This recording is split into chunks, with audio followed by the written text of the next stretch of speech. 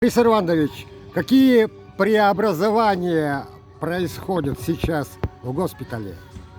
Дело в том, что когда я создавал местную часть Пламестрой, я по принципу не люблю топтаться на одном месте. Мне было достаточно современное медицинское оборудование. Ультразвуковые сканеры, рентгеновское оборудование, физиооборудование, все разнообразное. В основном было немецкое, японское, американское. Я если брал, то только импортное, потому что оно более-менее точное и долговременное. Мне почему-то везло, ничего не ломалось. Ну, денег-то мне особо не давали, я нашел выход случайно, очевидно. Нет, открыл газету медицинскую. Говорю, в конце мелко-мелко написано учреждение такое, частная какая-то контора, город Саров. Я написал ребятам, они мне много чего сделали. Вот они мне без ЭКГ-аппаратов они сделали программу. Эти программы обновляются и до сих пор работают, понимаешь? Это наши русские умельцы, которые вот погибли при испытании в батискафе или где. Умницы были. Много о чем мы внедряли. Вот. Холтеров ни у кого не было, было все у нас. Мы на одном месте не сидели, мы шли вперед. У меня, в общем-то, неплохой доктор была Ольга Пыстина. Она меня слышала, и мы все это делали. Ультразвуковой сканер был у нас. Нам подарили москвичи экспертного класса. Вот. А потом для холтеровского монитора оборудование цепляют тут на грудь, все пишут. Ну, в общем, на месте не сидели, все внедряли. Мы предлагали другим нашим поликлиникам, больницам, но не все на это шли по существу. Даже вот перед уходом с госпиталя нам предложили хорошую программу. Я предложил руководству, те отказались, говорят, у нас есть Вита, или как она называется. Я говорю, ваша Вита устарела. Вот. Ну, то есть я на месте не сидел. Даже вот сейчас у меня мозги еще развиваются, что-то внедрить, что-то сделать. Оно и есть, как бы я списываю, считываю информацию. Понимаешь, что интересно? Мысли мои читаются высшими силами Господом Богом. Он мне закладывает мозги. Я когда работал, мне все министры выгоняли. Проверки за проверками, каждый месяц проверки. Искали, что же я украл. Я ж все-таки не южный человек.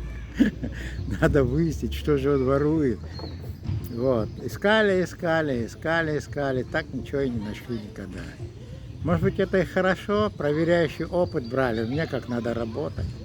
Вот. Но сейчас, слава Богу, это все уже холтеры есть в поликлиниках. Более-менее стали шагать вперед. Но первые шаги были наши. Господь помогал. Я всегда был связан с Господом Богом. Что не подумаю, всегда. Мои мысли Он считывал и все давал. Такой вопрос. Как пришла мысль по поводу создания памятника медицинским военным работникам? Вы знаете, мысли, что такое мысли? В переводе мы слились с Богом. Мысли ушли, мысли пришли. Вот и мысли мне пришли, надо делать. Думаю, как же делать? Пошел выбирать место.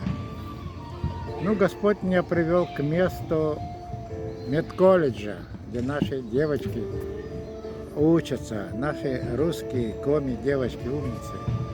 Вот. Я посмотрел, это березовая роща, красота. Душа радуется. Вот. Ну и созрела мысль, медицинский работник выносит раненого с поля боя.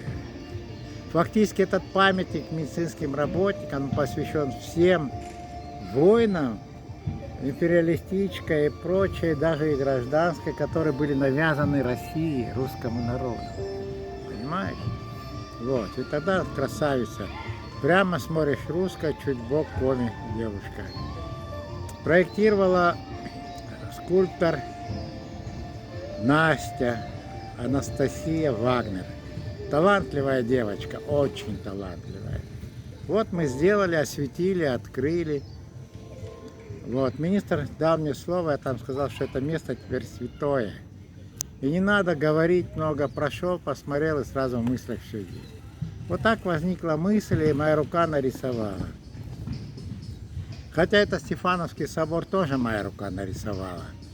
Вот, понимаешь, и я провел конкурс. То есть все, Господь правит, Господь правит. Много раз Он мне в жизни выручал, вот, вытаскивал с того света. Ну и что могу сказать? Я верю в Господа Бога, поверить тебе будет дано. Конечно, неудобно тут об этом говорить, не все поверят, но у меня было общение с Всевышним.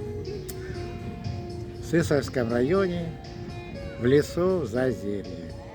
Я вот этот сотик потерял, перешел дорогу, я говорю, Господи, мне не жалко сотик, я на пенсии куплю. Жалко то, что мне его дети подарили. И является он, ведет меня в лес и приводит к кочке, где мой сотовый телефон и лежит. Я же плохо вижу. Я поднял и стал плакать, и плакал, плакал. А Господь право стоит. Вот. Я говорю, Господи, мать умерла, я так не плакал, как сейчас плачу. Плюс ко всему стал еще и рыдать.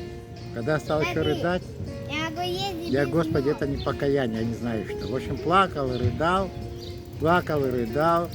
Как я вышел с леса, я не знаю. Я ж ни хрена не вижу. И вышел именно туда, куда он меня завел. Вот и все. Зашел, подошел к машине.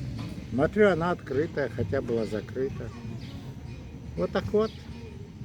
То есть мои мысли он слышит. И что бы я ни попросил, он всегда дает.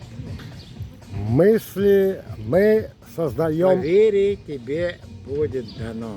Вторая А в интерпретация. Евангелии написано: блаженные чистые сердцем, ибо они узрят Господа Бога.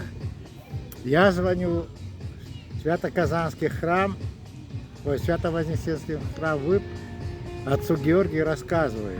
Он говорит, Борис Иванович, очень редко он является к мирянам. Был ответ. Другая интерпретация. Мы создаем любовь. Любовь. Люди Бога ведают.